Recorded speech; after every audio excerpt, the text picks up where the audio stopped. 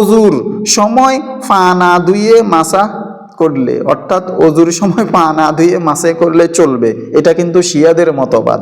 ঠিক তেমনিভাবে আহলে হাদিসদের মতবাদও, আহলে হাদিসরাও এই মাসআলা গ্রহণ করেন।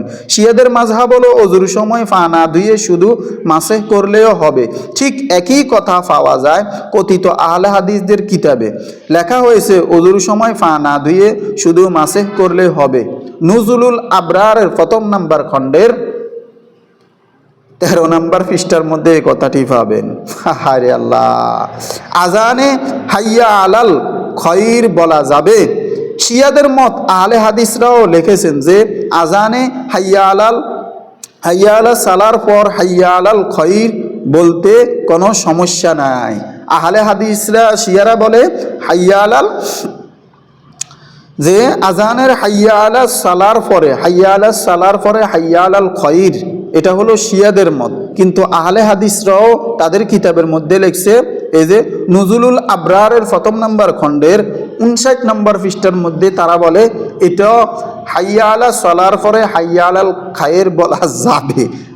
তো আহলে হাদিস শিয়ানো তারা কি ছোট কূপের অল্প পানিতে নাপাক পড়লেও তা নাপাক হবে না। ছোট কূপের অল্প পানিতে নাপাক পড়লেও কূপের পানি নাপাক হবে না। নজরুল আবরারের প্রথম নাম্বার খণ্ডের 31 নম্বর পৃষ্ঠার মধ্যে এই কথাটা আছে। এটিও শিয়াদের মাযহাব, এটিও কি শিয়াদের মাযহাব।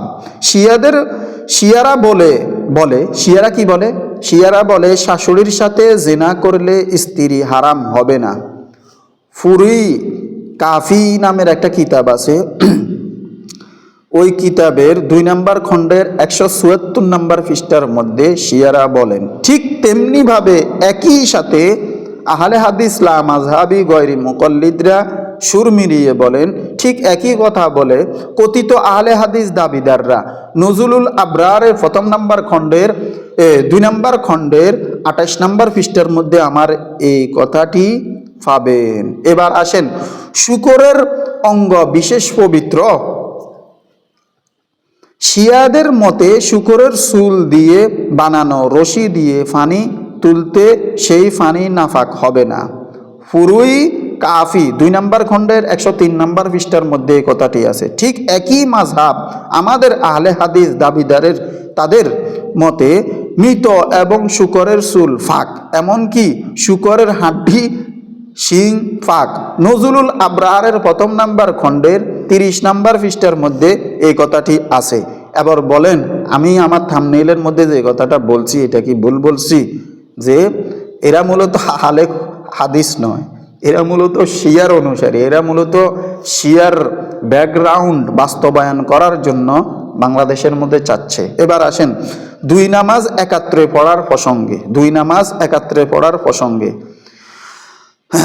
আরাফার ময়দানে জহুর ও আসর জহুরের সময় পড়া আর মুজদালিফায় মাগরিব ও এশার নামাজ শেষ সময়ে পড়া নিঃসন্দেহে রাসূল সাল্লাল্লাহু আলাইহি ওয়াসাল্লাম থেকে প্রমাণিত।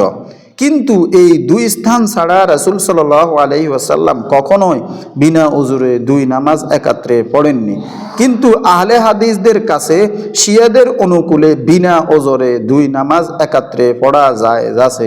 হাদিয়াতুল মাহাদির প্রথম নাম্বার খণ্ডের 106 নম্বর পৃষ্ঠার মধ্যে এই কথাটি আছে।